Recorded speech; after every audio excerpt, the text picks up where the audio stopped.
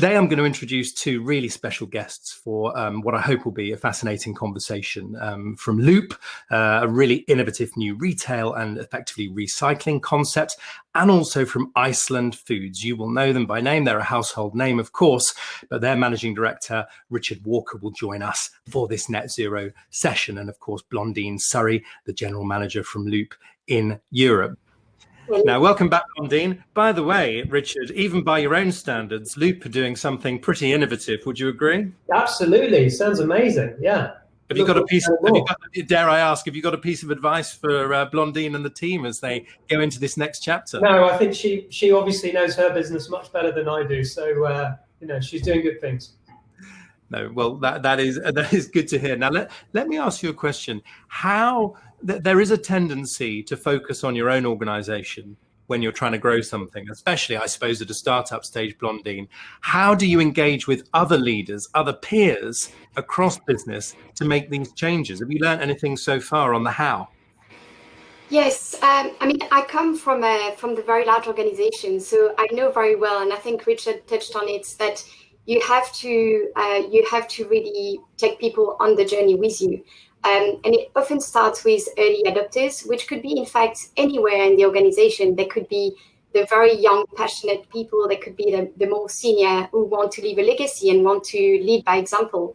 I think, with those early adopters, you can start engaging, any organization, small or large, into such a disruptive and innovative journey like the Loop one. And on that, and by the way, I'm turning to our guest this morning to say, what are your questions for Richard and for Blandine? Please do let us know and we'll get those flying around. So I'll come to those momentarily. Richard, what is your chosen technique? Is it to shame your peers, to inspire them, to show them the way? What's in your playbook? Sometimes it's absolutely to shame them. And, let's not hide from the fact that a lot of what we're doing is to try and future-proof the business, because there's a whole new generation of customer that might not have any money yet, but they want to associate themselves with brands with a purpose. And they're very empowered in the digital age as well. So, there's absolutely a long-term business reason to do this. And sometimes, yes, we do show up our peers. But obviously, it is about the power of collaboration when you're working against issues as big as and existential as climate change. And I think Attenborough himself on the radio the other week said that the key to our survival is collaboration. And we've seen that through COVID, unprecedented levels of industry collaboration with retailers standing shoulder to shoulder, weekly calls with the Secretary of State and daily calls with DEFRA to try and get through this crisis. And I think we need to kind of take the learnings from that and apply that to what is an even greater issue that we face in terms of carbon reduction. Yeah, and Blandine, the question I'm going to put to both of you is this view that during the pandemic, we might have seen sustainability slip down the priority list for a whole mixture of reasons. You're talking to loads of companies. What have you seen? Yes, I think we've seen a reaction in two parts. I mean, it's true that what this crisis has thrown at us and especially at our retailers and brand partners was just unprecedented. So for the right reason, they've had to readjust and focus on the priorities, which in many cases was about making sure people could, they could do the supply and people could shop. So there was no doubt that was the right thing to do. What we see now, 3 months down the line, is that the focus on sustainability and the long-term goals are still there, and it's not going away. And we see that. We see that with our brand partners and retailer partners, but we also see it with consumers. I mean, people calling for green recovery, the French citizens who have voted quite massively into the Green Party yesterday, the day before yesterday. So there is definitely, sustainability is not going away. Yeah. And I do believe that in the long run, we still see a lot of interest, and packaging is one of the biggest challenges to solve when it comes to sustainability. Okay. Well, what's your take on that, Richard? Because I can imagine you going, we were making such good progress, the pandemic hits, and now we've been set back many chapters, or perhaps we haven't. I don't think it has. I think hopefully it's the opposite. We've all breathed cleaner air, and the fish have returned to Venice and the smog has lifted above Beijing and the skies are clear in northern Italy. I mean, these are unprecedented phenomena that I think everyone has appreciated. And actually what we do have here is an absolute opportunity to finally join the dots between human health and environmental health and climate, because it is all interlinked and you can't solve one thing without the other. And I think we've seen business really jump on that as well. So there's been unprecedented levels of calls from industry to build back greener and to rebuild in a greener way. And I think, you know, we're all using technology like this, for example, which throws into question some of the hard infrastructure projects that we were previously thinking about. So you know, we see it as a big opportunity and hopefully a step up on the environmental agenda. And I should just very briefly ask you on that, Richard. At the moment, you're very much sort of retail store driven in terms of e-commerce. That is obviously a trend as well. Where are you in exploring that? Clearly, that will take away some of the miles traveled by some of your customers. We actually have a massive online operation because we have 1,000 pick centers. They're called shops. And this is rapidly growing. We've managed to pivot the whole business model really and dial it up, increasing online capacity 250 to 400% through the pandemic. And obviously those trends are here to stay. Yeah. So it's something we're absolutely keen on. We're doing 60,000 home deliveries a day, which is more than a car day. So it's a big operation. No, that's really worth noting. Let me bring in some questions from some of our guests here. This is from Francesca Williams. It's for Richard. How is Iceland going to tackle eliminating film in light of their 2023 goals? So I guess on the top of food, how are you doing that? That is a great question. Film is one of the more kind of pernicious material issues because it's very, very difficult to find a replacement material that you can freeze down to -20 and zap in the microwave at 200. And also it's completely transparent. In the short term, we're currently trialing, actually, we're going to start next week, to replace film, a paper over the top of some of our board tray meals. Right. And we can have some fun on the paper by printing, you know, our 2023 commitments, everything we've done, a message to the customer. Yeah, good idea.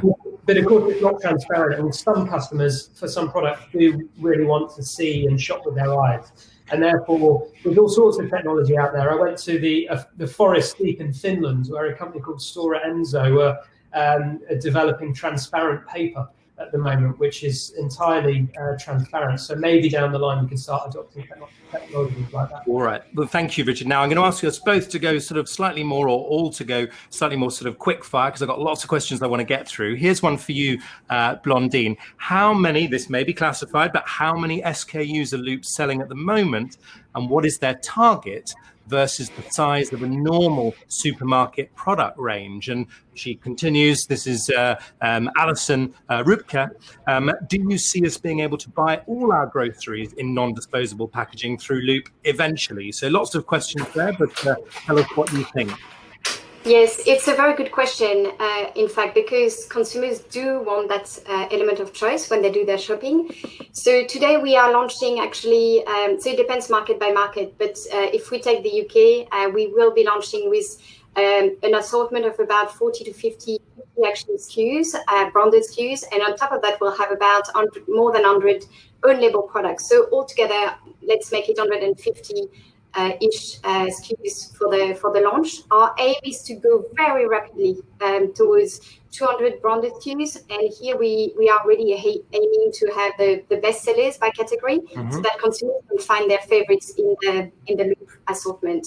And so, just to be absolutely clear, when you say own label products, you mean from the supermarket themselves, own label? Yes, so a little bit of both. So in that loopstore.co.uk, which is going to be our initial platform, we will have some products which are actually Loop own label products. Oh, I see. In very, very soon, we'll be introducing own label products from our retailer partners. Yeah, very interesting indeed. Well, Richard, I'm not going to forget to ask you what you make of the whole innovation technology here. But here's a very specific question for you, Blandine, as well. Very briefly, from Lucy Gatwood. Blandine, your packaging is so lovely. Praise indeed. Are you worried people will order once and bag the jars? There you go. Someone's got a milk bottle collection at home.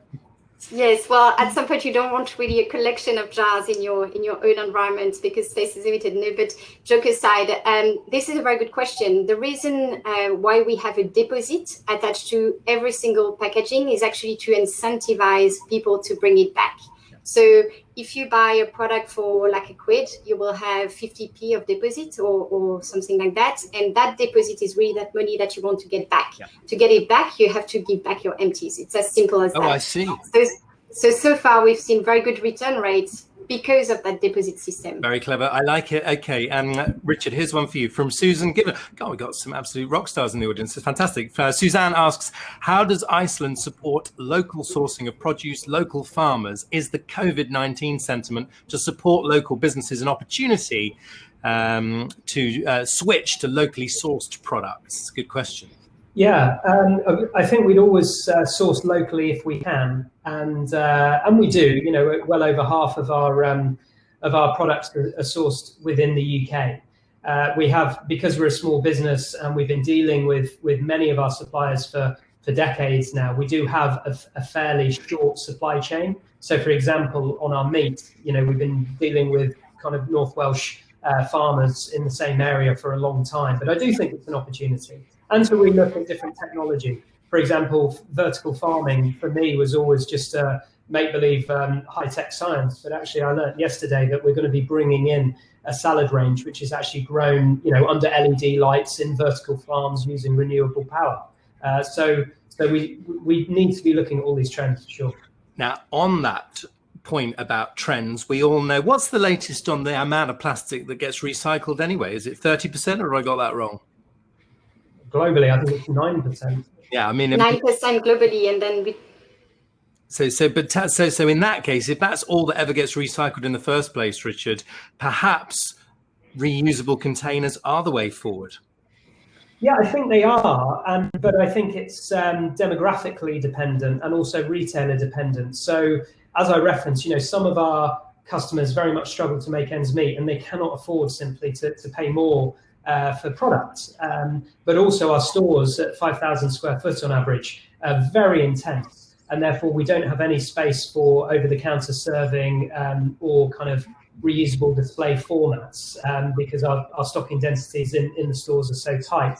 So it is something that I've looked at and I would love to do, but I just don't think it's appropriate for our kind of small high street shops and customers. Right, and particularly on that second point, Blandine, I must give you the chance to come back to give Richard an idea to ponder, because space is at a premium, but all retailers would say that.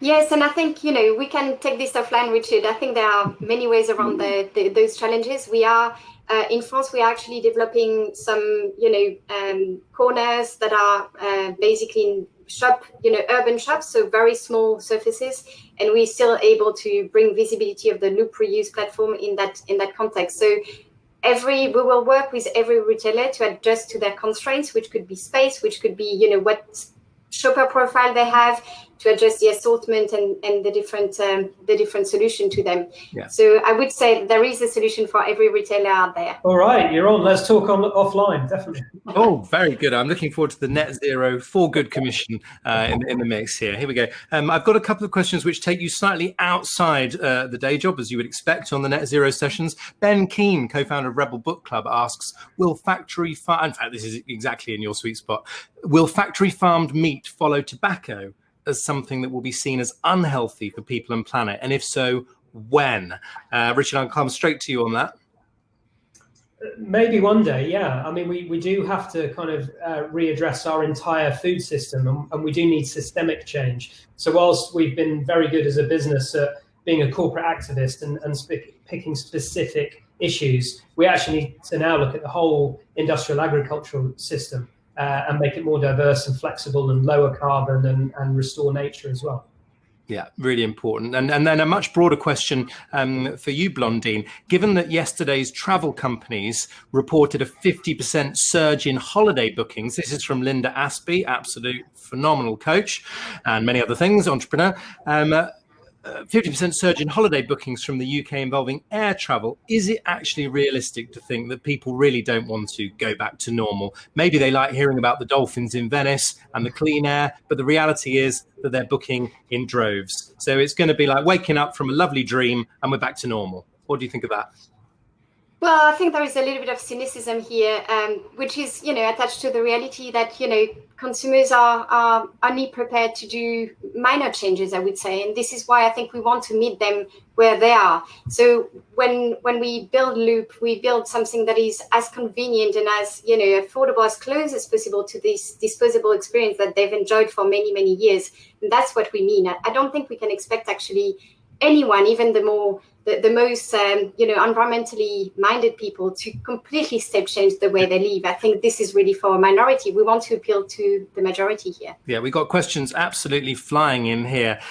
Trudy Bishop, Richard asks, how are Iceland managing their own non-brand suppliers? The elephant in the room, to reduce their use of plastic packaging, palm oil, etc. You've got 1,000 of your own products, but just help us understand that in context as you answer the question from Trudy Bishop. Yeah, we've actually got about 1,500 SKUs that are own label and about half that are branded. And she's absolutely right that our commitment on plastic and palm oil was only for own brand. And this is going back to what you're talking about, where to follow and where to disrupt. And, Tesco were able, after our announcement, to write to all of their branded suppliers and say, if you do not get out of plastic, we will delist you. And if you're Coca-Cola, you probably listen to Tesco. But as much as I, love Iceland, I don't think Coca-Cola would really listen to us. But we have now written to all of them and politely asked to work with them and share our learnings in terms of the technologies. And actually, we're getting a great response. And we've also had calls from around the world on branded suppliers about palm oil. Why have you done it? How have you done it? Interesting. So it's quite collaborative. That's really interesting. So many great questions coming in. Thank you. Who are your heroes in the sustainability world? Blandine, which companies inspire you? We could waste time talking about the baddies, but that's not the spirit we're feeling this morning. So give me someone who inspires you, and I'll ask you the same question, Richard. Well, I've spent a few years actually working with the B Corp community, which is like a bunch of really, purpose-led businesses within which we have Patagonia. Patagonia is a really a brand and a company that inspires me a lot because of their ability to completely step change the rules of their categories. I mean, when they decided for outdoor textile to move to organic cotton, that's basically shifted the rules of the category quite significantly, and the yellow effect was just immense. So good. I like these disruptions. No, thank you. And Richard, it's hard to choose one. Who would you choose? Well, definitely Patagonia. And if anyone wants a good business book to read, Yvonne Chouinard, who's the founder, his book, Let My People Go Surfing, is absolutely fantastic. Highly recommended. I think closer to home, probably someone like Paul Polman, because whilst Unilever aren't perfect, he was able to really navigate that corporate architecture of a very, very big multinational and really progressively push forward with a sustainability agenda where perhaps others didn't. Yeah, got it. Oh, there you go. I've got it in the book. As if by magic. Well, I know that the co-founder of Rebel Book Club is in the audience and will be absolutely relishing that endorsement as well. All right. Well, unfortunately, we're going to have to wrap up very shortly. But for someone joining us this morning, they might say, look, I get this and I'm interested. I'm having real resistance in the office and in the organization. So give us a practical tip for them as they go back into this next week. So something practical to really get the organization on board when it comes to really driving towards net zero, booting sustainability up the agenda. Blandine and then Richard. I would say make it personal. I mean, no one really wants to be a bad person. And I think when it comes to the environment, each of us want to leave a better world behind. I think, whether you have or don't have children, I do have children. This is really important for me and for the world I leave for them. I think this resonates with many people, and will also foster, some dramatic leadership to build the right solutions for the future. Excellent. Richard, what would you leave us with? Let's go practical. Well, we talked about kind of selling them the why in terms of, why they should care. But I think you do that by taking a multi-stakeholder approach. And, a business is infinitely more nowadays than just a profit provider to its shareholders. It's, a taxpayer, a community, a corporate activist, a philanthropist, many different things to many different stakeholders. And I think once you kind of appreciate your impact on each of those stakeholders, you can seek to minimize it and then advocate throughout the organization. Fantastic. We've really condensed this session, so I think that it's just absolutely brimming with insights and practical tips. So Blandine Surry and Richard Walker, thank you so much for joining us. Thank you. Thank you. Thank you for the invitation.